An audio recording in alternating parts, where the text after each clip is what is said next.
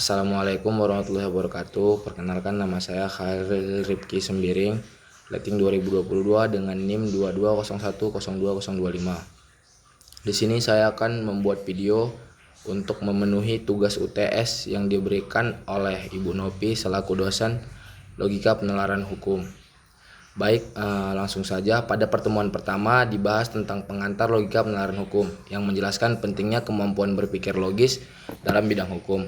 Materi ini menerangkan bahwa hukum, logika, dan bahasa memiliki hubungan yang sangat erat karena hukum dipahami melalui bahasa dan diterapkan melalui proses penalaran yang benar. Dalam pembahasan ini jelaskan pengertian logika sebagai ilmu tentang aturan berpikir, penalaran sebagai proses berpikir untuk memperoleh kesimpulan, serta hukum sebagai norma yang mengatur kehidupan manusia. Selain itu, dibahas pula ruang lingkup logika penalaran hukum, metode penalaran deduktif dan induktif, interpretasi hukum, konstruksi hukum, serta tujuan mempelajari logika penalaran hukum agar mahasiswa mampu berpikir kritis, sistematis, dan rasional dalam memahami maupun menyelesaikan persoalan hukum. Selanjutnya, pada pertemuan kedua dibahas konsep dasar logika dan kaitannya dengan penalaran hukum.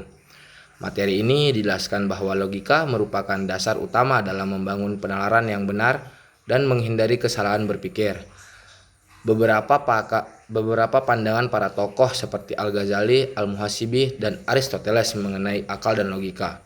Dalam pembahasan ini diterangkan prinsip-prinsip dasar logika seperti prinsip identitas, non-kontradiksi, penyisian jalan tengah, dan alasan yang memadai. Selain itu dibahas juga bentuk-bentuk berpikir konseptual dan sintetis, sejarah perkembangan logika, manfaat logika, serta hubungan logika dengan bahasa dan hukum dalam membangun argumentasi hukum yang rasional dan dapat diterima oleh akal. Pada pertemuan ketiga dibahas dasar-dasar penalaran yang menjadi landasan dalam membentuk konsep dan melakukan klasifikasi hukum. Materi ini menjelaskan bahwa penalaran dilakukan melalui proses abstraksi dan refleksi untuk menghasilkan ide atau konsep. Dibahas pula sarana penalaran manusia seperti indera lahir, indera batin, intelek, dan akal praktis. Dalam materi ini dijelaskan pandangan Al-Ghazali mengenai realitas fisik, realitas konseptual, dan realita wahyu sebagai sumber pengetahuan manusia. Selain itu dibahas juga konsep klasifikasi, kategori, genus, spesies, diferensia, sifat khusus, dan sifat sampiran dalam logika. Pada bagian akhir jelaskan relevansi dasar-dasar penalaran terhadap praktik hukum, yaitu bagaimana hakim dan praktisi hukum menggunakan proses klasifikasi, abstraksi, dan penentuan kategori untuk memahami sesuatu perbuatan hukum serta menentukan status hukumnya secara logis dan sistematis. Selanjutnya, pada pertemuan keempat dibahas tentang relasi kata dan makna dalam logika penalaran hukum. Materi ini menjelaskan bahwa setiap kata memiliki hubungan dengan makna tertentu yang dipahami melalui bahasa dan konteks penggunaannya. Dalam pembahasan ini diterangkan konsep makna denotatif dan konotatif, komprehensif dan ekstansi serta bagaimana suatu kata dapat mengalami perluasan atau penyimpitan makna sesuai penggunaannya dalam kalimat hukum. Selain itu jelaskan pula hubungan antara bahasa dan penalaran hukum, karena kesalahan memahami makna kata dapat menyebabkan kekeliruan dalam penafsiran hukum.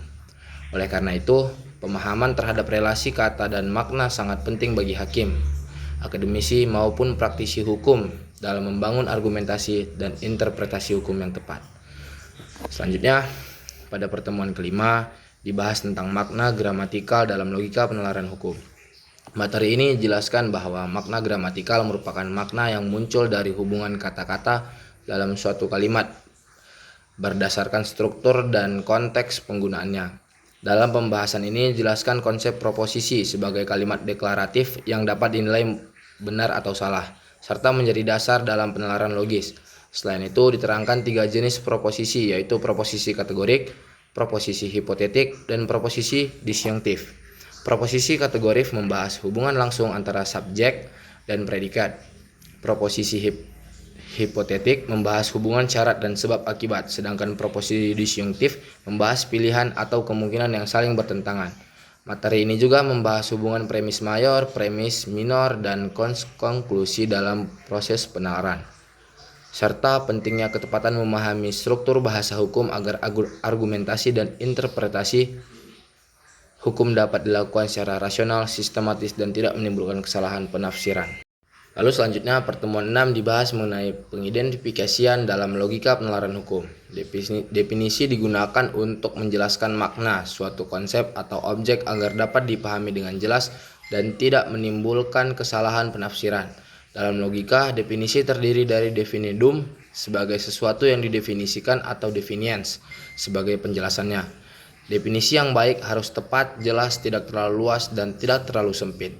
Materi ini juga menjelaskan beberapa jenis definisi, seperti definisi esensial, definisi deskriptif, dan definisi nominal. Dalam bidang hukum, definisi sangat penting karena membantu memperjelas makna istilah, aturan, dan norma hukum sehingga proses penalaran dan penegakan hukum dapat dilakukan secara tepat, konsisten, dan adil. Lalu selanjutnya pada pertemuan terakhir, pada pertemuan 7 dibahas tentang inferensi langsung, yaitu proses menarikan kesimpulan secara langsung dari satu proporsi tanpa menggunakan proposisi ketiga.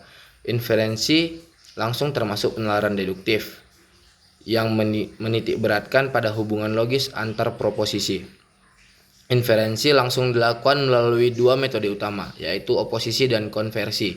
Oposisi membahas hubungan pertentangan antar proposisi sebagai kontradiktori dan kontrari, sedangkan konversi adalah pertukaran posisi subjek dan predikat dengan tetap mempertahankan kebenaran maknanya dalam penalaran hukum. Inferensi langsung digunakan untuk memahami makna aturan hukum, penafsiran kebalikan hukum, serta pembuktian logis dalam peradilan. Sekian yang dapat saya sampaikan, lebih dan kurangnya saya mohon maaf. Wabillahi taufiq wal hidayah. Wassalamualaikum warahmatullahi wabarakatuh.